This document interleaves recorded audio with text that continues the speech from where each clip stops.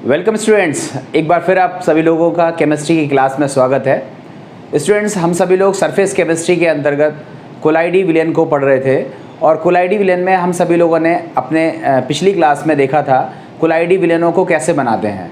हमने आपको बताया था कि कोलाइडी विलयनों को परिक्षेप प्रावस्था और परिक्षेपण माध्यम के बीच में जो लगने वाला आकर्षण बल है या उनके मध्य लगने वाली जो अन्योन्य क्रियाएँ हैं उसके आधार पर हम सभी लोगों ने कोलाइडी विलयनों को दो पार्ट्स में बांटा था। उनमें से एक पार्ट्स का नाम था द्रव स्नेही कोलाइड, जो बहुत आसानी से बन जाते हैं। केवल परिक्षेप प्रावस्था और परिक्षेपण माध्यम का सिलेक्शन भर करना है और हम बड़े आसानी से कोलाइडी विलयनों को बना सकते हैं। जब हम बात करते हैं कि द्रव विरोधी कोलाइड कैसे बनते हैं, तो द्रव विरोधी कोलाइड बनाने के लिए हमारे पास 3 मेथड हमने पढ़े थे। एक वो मेथड था जिसमें बड़े आकार के कणों को हम छोटे आकार के कणों में तोड़ते हैं, उसको हम बोलते हैं परिक्षेपण विधियाँ।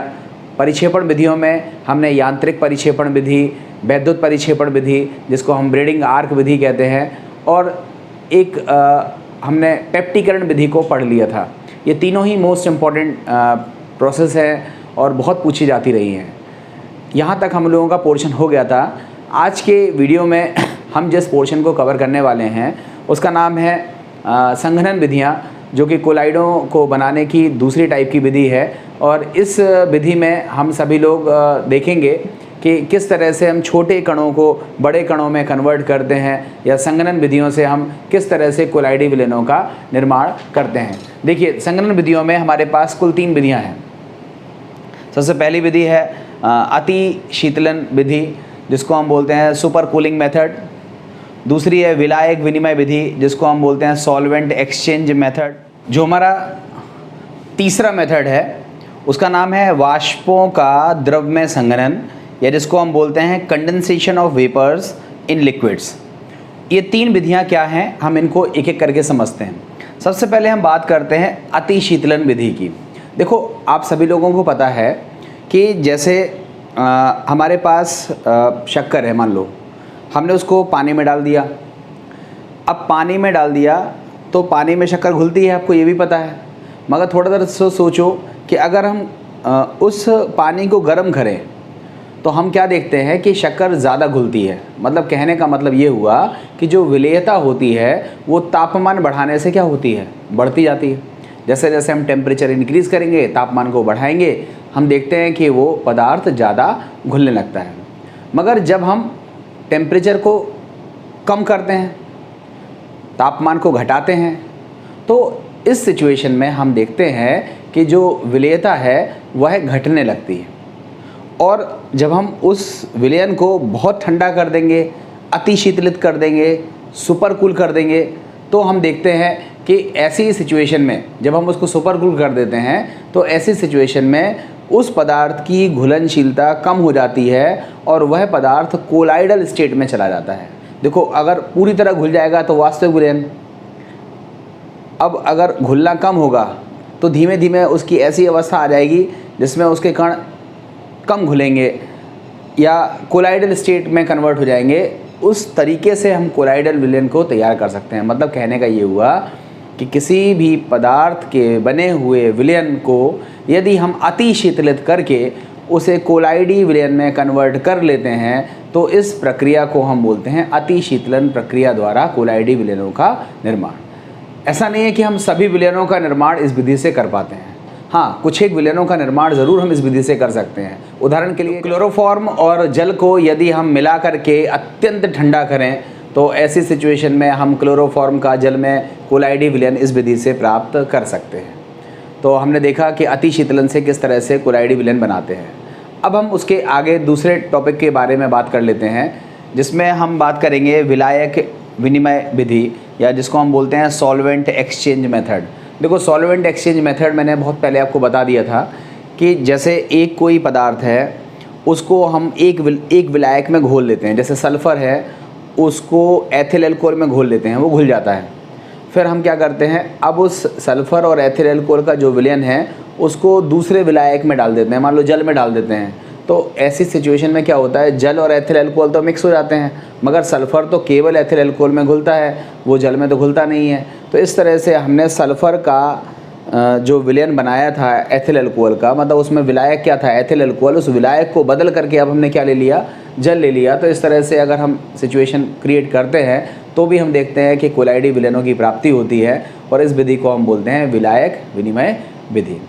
ठीक है, तो इससे हम मुख्य तौर पर सल्फ़र के सॉल्ट का निर्माण कर सकते हैं, एल्बुमिन, जिलेटिन, फिनोफ्थिलिन, इसका भी निर्माण, इनके भी कोलाइडी विलयनों का निर्माण हम इस विधि से कर सकते हैं, जिसको हम बोलते हैं विलायक विनिमय विधि। ठीक है, अब हम बात करते हैं लास्ट विधि की, जिसमें हम बात करते हैं वाष्पों का द्रव्यमय संघनन।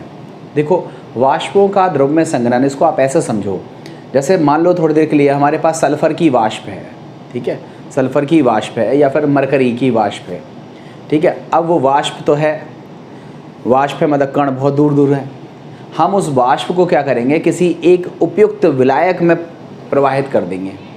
तो वाष्प जैसे ही उस विलायक में जाएगी वो ठंडी हो जाएगी और कणों के रूप में बदल जाएगी, और वही कण उस विलायक में पूरी तरह वितरित हो जाएंगे, और वितरित होने के बाद हम लोगों को जो प्राप्त होगा वह प्राप्त होगा कोलाइडी विलयन। तो हमने क्या देखा कि वाष्पों को, मतलब किसी पदार्थ की वाष्प को यदि हम उपयुक्त विलायक में प्रवाहित करके ठंडा करते हैं तो जो वाष्प है वह ठंडी होकर के सॉलिड में बदलती है, और वो सॉलिड के जो कण हैं वो उस विलायक में वितरित होकर कोलाइडी विलयन में परिवर्तित हो जाते हैं, और इस प्रकार जो हमें कोलाइडी विलयन प्राप्त होता है उसे प्राप्त करने की इस विधि को हम बोलते हैं वाष्पों का द्रव्यमय संघनन विधि द्वारा हम कोलाइडी विलयन प्राप्त कर सकते हैं। देखो, ये ज़्यादा पूछी नहीं जाती हैं, ठीक है, इसलिए मैंने आपको केवल एग्जाम्पल के माध्यम से या केवल ब्रीफ करके मैंने इसको समझा दिया। इसमें ज़्यादातर अगर कभी कभार पूछी गई टॉपिक है तो उसका नाम है विलायक विनिमय विधि, इसको आप अच्छे से पढ़ लीजिएगा। अब हम बात करते हैं तीसरे तरह की विधियों की, कि हम तीसरे तरह की विधियों से कोलाइडी विलयनों को कैसे बनाते हैं। वो तीसरे तरह की विधियाँ कहलाती हैं रासायनिक विधियाँ, या जिसको हम बोलते हैं केमिकल मेथड्स। देखो, केमिकल मेथड्स में हमारे पास कुल 4 विधियाँ हैं। उनमें से पहले विधि का नाम है उभय अपघटन विधि, दूसरे का नाम है ऑक्सीकरण विधि, तीसरे का नाम है अपचयन विधि, और चौथे का नाम है जल अपघटन विधि। इन विधियों से हम किस तरह से कोलाइडी विलयनों का निर्माण करते हैं, मैं एक एक एग्जाम्पल लेता चलता हूँ, आप फटाफट उसको सीखते चलेंगे। देखो, उभय अपघटन में हम क्या करते हैं, मुख्य तौर से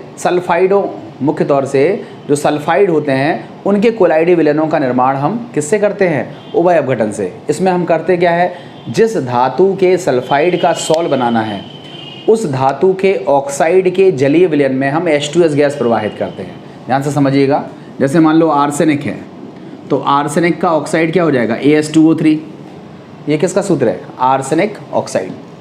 हमें आर्सेनिक के सल्फाइड का सॉल्ट बनाना है तो हमने क्या काम किया, आर्सेनिक का ऑक्साइड का जलीय विलयन लिया और उसमें कौन सी गैस प्रवाहित कर दी, H2S गैस प्रवाहित कर दी। तो हमने देखा कि रिएक्शन होने से हम लोगों को मिला AS2S3 मिला, और साथ में 3 मोल्स ऑफ H2O मिला। मतलब ये जो आर्सेनिक सल्फाइड है ये रिज़ल्ट के तौर पर हमको मिला, और ये रिज़ल्ट जल में घुला हुआ रहता है या जल में कोलाइडल स्टेट में रहता है। तो इस ओवरऑल चीज़ को हम बोलते हैं आर्सेनिक सल्फाइड का कोलाइडल सॉल्यूशन या आर्सेनिक सल्फाइड का कोलाइडी विलयन। ऐसा नहीं है कि हम आर्सेनिक सल्फाइड का ही सॉल हम इससे बना सकते हैं, एंटीमनी सल्फाइड का भी सॉल इससे बना सकते हैं, कैडमियम सल्फाइड का भी सॉल हम इस विधि से बना सकते हैं। तो ये कहलाती है उभय अपघटन विधि द्वारा सॉल का निर्माण या द्रव विरोधी कोलाइडों को प्राप्त करने की विधि। ठीक है, अब हम थोड़ा सा आप इसको ऐसा समझिए, कुछ बच्चों को कह रहे होंगे सर हमें समझ में तो आ गई है मगर हम क्या समझें, मतलब हम क्लियर नहीं कर पा रहे। तो देखो, आप ऐसे समझो, जैसे थोड़ी देर के लिए सोचो कि एक छोटा शेर का बच्चा है, ठीक है, एक छोटा शेर का बच्चा है और वो जंगल में ही पैदा हुआ है, शेरों के साथ वो रह रहा है। तो उसके जो गुण होंगे वो कैसे होंगे, शेर जैसे ही होंगे, क्योंकि वो अपने पेरेंट्स को देखेगा, उनकी कार्यशैली को देखेगा, और देखने के बाद वो क्या करेगा, उसी जैसे गुण को क्या करेगा, वो प्रदर्शित भी करेगा। मगर थोड़ी देर के लिए सोचो कि एक शेर का बिल्कुल बच्चा न्यूली बॉर्न है, बिल्कुल नया नया पैदा हुआ है, और वो हम उसको अपने वातावरण में रखते हैं, तो अपने वातावरण में रखने से ऐसा तो नहीं है कि वो शेर का बच्चा है तो वो अपने वातावरण में रखने से ह्यूमन जैसा बिहेव करने लगेगा, ऐसा तो नहीं होगा। हाँ, मगर उसको ये समझने में टाइम ज़रूर लगेगा कि वो शेर है। मतलब जब वो थोड़ा सा बड़ा होगा, उसकी जो खाने पीने की प्रवृत्ति है या उसके जो शौक़ हैं, जो उसको जेनेटिकली प्राप्त हुए हैं, उन गुणों को अगर वो अपने माहौल में रहता तो वो जल्दी सीख लेता। मगर जब वो यहाँ के माहौल में रह रहा है तो वो उन गुणों को जानता तो है, मगर वो तुरंत नहीं सीखता है, उसको सीखने में थोड़ा टाइम लगेगा। जैसे एक छोटा सा बच्चा पैदा हुआ है, मान लो वो किसी गांव का है, अगर मान लो उसको ब्रिटेन में रख दें, ब्रिटेन का माहौल मिले, किसी बाहर का माहौल मिले, तो वो वहाँ पे क्या करेगा, वहाँ की इंग्लिश जल्दी सीख लेगा। मगर वही बच्चा जब यहाँ लोकल क्षेत्र में रहता है तो वो लोकल लैंग्वेज सीख लेता है। तो मतलब फ़र्क किसका पड़ता है, माहौल का पड़ता है। समझ में आया ना। सेम चीज़ यहाँ है। देखो आर्सेनिक सल्फाइड अगर हम ऐसा बनाया दे दें कि ये आर्सेनिक सल्फाइड है, लो इसको पानी में डाल दो, तो वो घुलता ही नहीं है। आर्सेनिक सल्फाइड तो पानी में घुलता ही नहीं है, डिज़ोल्व ही नहीं होता है। एंटीमनी सल्फाइड पानी में घुलता ही नहीं है, कैडमियम सल्फाइड पानी में घुलता ही नहीं है। मगर हम क्या करते हैं, आर्सेनिक सल्फाइड बनाते नहीं हैं, बनाया नहीं लाते हैं, हम रिएक्शन के दौरान आर्सेनिक सल्फाइड बनाएंगे। देखो हमने आर्सेनिक ऑक्साइड लिया, उसकी रिएक्शन वाटर से कराई, तो रिएक्शन हुई और रिएक्शन से क्या बना, आर्सेनिक सल्फाइड। और आर्सेनिक सल्फाइड को ये नहीं पता कि हम आर्सेनिक सल्फाइड है, हमें पानी में नहीं घुलना है। वो तो रिएक्शन में आर्सेनिक सल्फाइड भी बना और रिएक्शन में पानी ही बना, दोनों चीज़ें रिएक्शन में, दोनों चीज़ें बनी, आर्सेनिक सल्फाइड भी बनी और वाटर भी बना, और ये दोनों आपस में मिक्सअप रहेंगे। अब चूँकि जेनेटिकल गुण तो ये है कि वो घुलता नहीं है, तो उसको घुलना नहीं चाहिए, मगर चूंकि रिएक्शन में बना है इसलिए शुरुआती तौर पर वो घुलना भी पसंद करता है। तो घुलता नहीं है और घुलता भी है, मतलब एक बीच की सिचुएशन हमारी क्रिएट हो जाएगी। और वो बीच की सिचुएशन कौन सी आ जाएगी, कोलाइडल स्टेट। तो इस तरह से हम आर्सेनिक सल्फाइड का सॉल्व इस विधि से बना सकते हैं, और इस विधि को हम बोलते हैं उभय अपघटन विधि द्वारा आर्सेनिक सल्फाइड के सॉल्व का निर्माण। इस विधि से हम एंटीमनी सल्फाइड का भी निर्माण कर सकते हैं और कैडमियम सल्फाइड सॉल्व का भी निर्माण कर सकते हैं। तो इसको आपने समझ लिया, उभय अपघटन। अब इसी जैसे रिएक्शन पर एक और विधि आधारित है जिसको हम बोलते हैं ऑक्सीकरण विधि। अब देखो ऑक्सीकरण विधि में हम लोगों ने क्या करना है, इस विधि से हम सल्फर का सॉल्व बनाते हैं, ठीक है। इस विधि से हम क्या करते हैं, सल्फर का सॉल्व बनाते हैं। हमने क्या किया, जो H2S है उसका ऑक्सीकरण कर दिया सल्फर डाइऑक्साइड से, H2S का ऑक्सीकरण कर दिया सल्फर डाइऑक्साइड से। तो हमने क्या देखा, हमको मिला सल्फर और साथ में मिला वाटर, ये मिल गया। अब आप बताओ, सल्फ़र और वाटर, जब हम सल्फ़र सीधा सीधा ले लें और सोचें कि इसको पानी में डाल दें, घुल जाएगा, घुलेगा ही नहीं, क्योंकि सल्फ़र की प्रवृत्ति है कि वो पानी में अघुलनशील होता है। मगर हमने जब ऑक्सीकरण विधि लगाई तो ऑक्सीकरण विधि में हमने देखो क्या किया, सल्फ़र बनाया नहीं लाया है, हमने सल्फ़र को रिएक्शन में बनाया। SO2 द्वारा ऑक्सीकरण किसका किया, H2S का किया, और रिएक्शन में हमें क्या मिला, सल्फ़र मिला और वाटर मिला। तो ये जो सल्फ़र जो रिएक्शन में मिला, वो उसी रिएक्शन में हमें वाटर भी मिला, और वो वाटर में सल्फ़र इस तरह से एडजस्ट होगा कि वो घुलेगा भी नहीं और घुलेगा, इट मीन्स एक बीच की कंडीशन आएगी जिसको हम बोलते हैं कोलाइडल कंडीशन। तो इस तरह से हमें सल्फ़र सॉल्ट की प्राप्ति हो जाती है। इस विधि को हम बोलते हैं ऑक्सीकरण विधि। तो ऑक्सीकरण विधि से हम सल्फ़र सॉल्ट का निर्माण कर सकते हैं। अब हम बात कर लेते हैं नेक्स्ट विधि की, जिसमें हम बात कर रहे हैं अपचयन विधि। देखो अपचयन विधि से हम किस तरह से कोलाइड बनाते हैं, क्या करते हैं। अपचयन विधि में सबसे पहले हम क्या करते हैं, जिस धातु का हमको सॉल्ट बनाना है उस धातु का कोई सॉल्ट ले लेते हैं, उस धातु का कोई लवण ले लेते हैं, और उस लवण का बनाते हैं जलीय विलयन, और जलीय विलयन का हम करते हैं अपचयन किसी एक उपयुक्त अपचायक के द्वारा, ठीक है। अब देखो इसको एक उदाहरण से समझो, ज़्यादा बेहतर होगा। मान लो हमें गोल्ड का सॉल्ट बनाना है। सबसे पहले तो आप यहाँ पर एक जनरल नॉलेज का क्वेश्चन है, इसको समझ लीजिएगा। जो गोल्ड सॉल्ट होता है, गोल्ड सॉल्ट होता है, उसको हम बोलते हैं कासियस पर्पिल,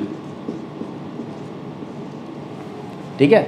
हम इसको बोलते हैं कासियस पर्पिल, या जिसको बोलते हैं आप इसको ऐसे जैसे पर्पिल ऑफ कासियस,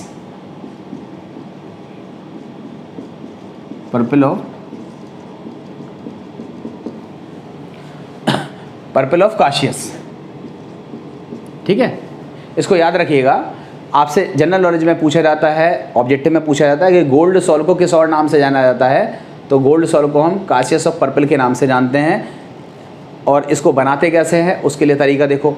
हमें गोल्ड का सॉल्ट बनाना है, तो हमने गोल्ड का एक सॉल्ट लिया जिसका नाम था Auric chloride, AuCl3। Auric chloride हमने गोल्ड का एक सॉल्ट लिया और उस सॉल्ट का गोल्ड क्लोराइड हमने एक सॉल्ट लिया और उस सॉल्ट का हमने जलीय विलयन बनाया और उसमें मिलाया अपचायक। अब अपचायक कई सारे हो सकते हैं, हमने यहाँ पर जो गोल्ड के लिए अपचायक लिया वो 2 लिए, N2H4 ये ले सकते हैं, इसको हम क्या बोलते हैं, हाइड्रोजीन। और ये अपचायक नहीं लेना चाहते हो तो आप SnCl2 ले सकते हो, इसका नाम क्या होता है, स्टेनस क्लोराइड। इन दोनों अपचायकों में से कोई भी एक अपचायक ले लेते हो और उस अपचायक का काम होता है कि वो ऑरिक क्लोराइड को अपचयित कर देता है, किसमें, गोल्ड में, और इस तरह से हमें गोल्ड का कोलाइडल सॉल्यूशन मिल जाता है जिसको हम बोलते हैं गोल्ड सॉल या जिसको बोलते हैं कॉसियस ऑफ पर्पल। देखो रिएक्शन किस तरह से होती है, इसकी रिएक्शन आप देखो 2 moles of AuCl3 plus SnCl2 gives 2 moles of Au plus SnCl4, ठीक है। 2 moles of Au plus 3 moles of SnCl4 कर दो ऐसे, 3 moles ऑफ SnCl4। तो इस तरह से हमको मिला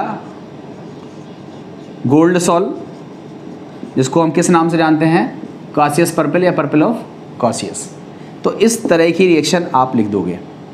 अगर आप कहो कि सर हम हाइड्रोजन की रिएक्शन लिखें या बतौर अपचायक के तौर पर हम हाइड्रोजन को लें, तो हम रिएक्शन क्या लिखेंगे उसको मैं लिख दे रहा हूँ, उसको भी आप याद कर लीजिएगा। देखो आप लैंग्वेज क्या लिखोगे, जैसे आपसे पूछा जाएगा कि अपचयन विधि द्वारा हम कोलाइडल विलयन कैसे बनाते हैं या कोलाइडी विलयन कैसे बनाते हैं, तो हम क्या लिखेंगे कि अपचयन विधि द्वारा हम धातुओं के सॉल का निर्माण मुख्य तौर पर करते हैं। धातुओं के सॉल में गोल्ड का सॉल भी हो सकता है, सिल्वर का सॉल भी हो सकता है, प्लेटिनम का भी सॉल हो सकता है। तो हम धातुओं के सॉल का निर्माण हम जनरली इस विधि से करते हैं। इस विधि में करते क्या है, जिस धातु का सॉल हमें बनाना होता है उस धातु के किसी लवण को हम सबसे पहले जलीय विलयन बनाते हैं उसका, और फिर उपयुक्त अपचायक मिला करके उस लवण को अपचयित करवा देते हैं धातु में, और इस तरह से हमें धातु का सॉल प्राप्त हो जाता है। और इस विधि को हम बोलते हैं अपचयन विधि। और उसका उदाहरण क्या है कि गोल्ड सॉल की प्राप्ति इस विधि से करी जा सकती है। गोल्ड का एक सॉल्ट ऑरिक क्लोराइड लेते हैं, ऑरिक क्लोराइड का जलीय विलयन लेते हैं, उसको हम स्टेनस क्लोराइड द्वारा अपचयित करके गोल्ड के कोलाइडल सॉल्यूशन में परिवर्तित कर देते हैं, और गोल्ड का कोलाइडल सॉल्यूशन जो होता है वो कॉसियस ऑफ पर्पल के नाम से जाना जाता है। अगर हम इसकी जगह दूसरा अपचायक ले लें, उसका नाम हमने क्या बताया, हाइड्रोजीन, तो हमारी जो रिएक्शन है वो थोड़ी सी बदल जाएगी। रिएक्शन हो जाएगी 4 moles of AuCl3 plus 3 moles of N2H4, 3 moles of N2H4, और हम लोगों को आउटपुट मिलेगा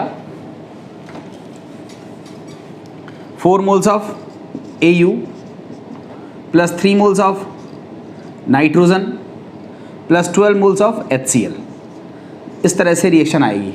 देखो यहाँ पर हमको क्या मिल गया, गोल्ड सॉल की प्राप्ति हो गई, ठीक है। मतलब गोल्ड लिक्विड में डिज़ोल्व वे में रहेगा और वो कोलाइडल स्टेट में रहेगा, इसलिए इसको हम क्या बोलते हैं, गोल्ड सॉल। तो इस तरह से हमने देखा कि ऑरिक क्लोराइड का अपचयन हम SnCl2 से भी कर सकते हैं या हाइड्रोजन से भी कर सकते हैं। फाइनली हम लोगों को गोल्ड सॉल की प्राप्ति होती है, और इस विधि को हम बोलते हैं अपचयन विधि, और अपचयन विधि से भी हम द्रव विरोधी कोलाइडों का निर्माण कर सकते हैं। अब हम लास्ट विधि पर बात कर लेते हैं, जल अपघटन विधि। देखो जल अपघटन विधि से सबसे पहले जो याद करना है उसको ध्यान रखिएगा। जल अपघटन विधि से हम भारी धातु जैसे आयरन, क्रोमियम, इनकी बात हो रही है, ठीक है। भारी धातु जो होती है उनके ऑक्साइड अथवा हाइड्रोक्साइड, भारी धातुओं के ऑक्साइड अथवा हाइड्रोक्साइड के सॉल का निर्माण करते हैं। इस विधि में हम करते क्या है, हम क्या लेंगे, एक उबलता हुआ जल लेंगे, ठीक है। ये जल है और ये क्या है, उबल रहा है, ठीक है। उबलता हुआ जल लेंगे और इसमें 2-3 बूंदें गिराएंगे। किसकी गिराएंगे, जिसका सॉल हमें बनाना है उसका कोई सॉल्ट, मतलब हमें सॉल बनाना है किसका, फेरिक हाइड्रोक्साइड का सॉल हम बनाना चाहते हैं। हमारा टारगेट क्या है कि हम फेरिक हाइड्रोक्साइड का सॉल बना लें। तो हमने फेरिक का कोई सॉल्ट लिया, मतलब आयरन का एक सॉल्ट ले लिया, उस सॉल्ट का नाम था फेरिक क्लोराइड। इस सॉल्ट को हमने सबसे पहले, ये जो लवण था इसका हमने बनाया जलीय विलयन, 30% जलीय विलयन बनाया, 30% जलीय विलयन बनाया, ठीक है। 30% जलीय विलयन हमने बनाया और इसको ड्रॉप बाय ड्रॉप, बूंद बूंद करके किस में मिलाया, उबलते हुए जल में मिला दिया। तो हुआ क्या कि जो फेरिक क्लोराइड था इसने जल के साथ रिएक्शन कर ली और रिएक्शन करने के बाद हमें प्राप्त हुआ ferric hydroxide plus 3 moles of HCl। तो ये जो फेरिक हाइड्रोक्साइड मिला ये घुलनशील भी नहीं था और अघुलनशील भी नहीं था, मतलब बीच की स्टेज में था, मतलब कोलाइडल स्टेज में था। इस तरह से हमें फेरिक हाइड्रोक्साइड सॉल्ट की प्राप्ति हो जाती है। तो हम इसमें क्या लिखेंगे कि भारी धातुओं के ऑक्साइड अथवा हाइड्रोक्साइड का निर्माण जल अपघटन विधि द्वारा किया जाता है। इस विधि में भारी धातुओं के किसी लवण के सांद्र जलीय विलयन को उबलते हुए जल में बूंद बूंद करके गिराते हैं, जिससे उस लवण का उबलते हुए जल द्वारा जल अपघटन हो जाता है और हमें उस धातु का हाइड्रोक्साइड प्राप्त होता है और यह हाइड्रोक्साइड हमें कोलाइडल स्टेट में प्राप्त होता है। तो इस तरह से हमें धातु हाइड्रोक्साइड के या भारी धातुओं के हाइड्रोक्साइड के कोलाइडी विलयनों की प्राप्ति होती है और इस विधि को हम बोलते हैं जल अपघटन विधि द्वारा द्रव विरोधी कोलाइडों का निर्माण। इसमें उदाहरण क्या लेंगे, फेरिक क्लोराइड के 30% जलीय विलयन को उबलते हुए जल में जब हम बूंद बूंद करके गिराते हैं तो फेरिक क्लोराइड का उबलते हुए जल में जल अपघटन हो जाता है और हमें फेरिक हाइड्रोक्साइड की प्राप्ति होती है। समीकरण लिख देंगे और इस प्रकार हमें फेरिक हाइड्रोक्साइड सॉल्ट की प्राप्ति हो जाती है और इस विधि को हम बोलते हैं जल अपघटन विधि द्वारा द्रव विरोधी कोलाइडों का निर्माण। तो देखो हमने इन सारी विधियों को सीख लिया। देखो जो ज़्यादातर पूछी जाती है वो है परिक्षेपण विधि। ये विधियाँ भी सब पूछी गई हैं मगर इनके पूछने का ट्रेंड अलग अलग है। अब किस तरह के क्वेश्चंस आते हैं उसके लिए आप थोड़ा सा आपको पर्सनली मेहनत करनी है कि किताब की एक्सरसाइज को आप देखिए और आप उसमें देखिए कि किस तरह के क्वेश्चंस पूछे गए हैं। अगर आप क्वेश्चंस के ट्रेंड को समझ लेते हो, क्वेश्चन कैसे आता है, तो आपको ये पढ़ना फ्रूटफुल रहेगा। तो बेहतर होगा कि अब आप तुरंत वीडियो फिनिश करने के बाद ऐसा नहीं हो कि आप अपने काम में लग जाओ। पहला काम आप ये करिए कि किताब खोलिए और एक्सरसाइज देखिए और उसमें ये देखिए कि हमने आज तक जितने वीडियो पढ़े हैं कोलाइडी से रिलेटेड क्या हम कुछ कर पा रहे हैं। मुझे पता है कि जितना मैंने पढ़ाया है उतने में से आप बहुत कुछ कर ले रहे होगे। बस केवल ज़रूरत इस बात की है कि आप अच्छे तरीके से मन लगा करके बैठ करके पढ़ाई करो। नोट्स आप इसको बना लीजिएगा और जितने टाइप के क्वेश्चन हो सकते हैं उन टाइप के क्वेश्चनों को वहीं पर नोट्स के नीचे लिख लीजिएगा, जिससे आपको आइडिया रहे कि हाँ इस तरीके से क्वेश्चन पूछे जाते हैं। मैं जब आपका टेस्ट लूँगा तो इस क्वेश्चंस को मैं किस तरह से पूछता हूँ ये मैं आपको टेस्ट पेपर में बताऊँगा। कई तरह के क्वेश्चंस नए होंगे, फ्रेश होंगे, जो आज तक आप सभी लोगों ने प्रिडिक्ट भी नहीं किए होंगे, अनुमान भी नहीं लगाया होगा। तो टेस्ट आप ज़रूर दिया करिए, टेलीग्राम ग्रुप पर जुड़कर टेस्ट ज़रूर दें और जो भी क्वेरीज़ होती हैं वो भी आप कुछ पूछ सकते हैं। कोशिश करूँगा कि मैं आपको आंसर दे पाऊँ। ठीक है, उम्मीद है आपको ये वीडियो पसंद आया होगा। लाइक कमेंट कीजिए और शेयर ज़रूर कीजिए उन ज़रूरतमंद दोस्तों को जिनको इसकी आवश्यकता है, जिससे ज़्यादा से ज़्यादा लोग इस वीडियो का लाभ उठा सकें। उम्मीद है पसंद आया होगा। Thank you very much.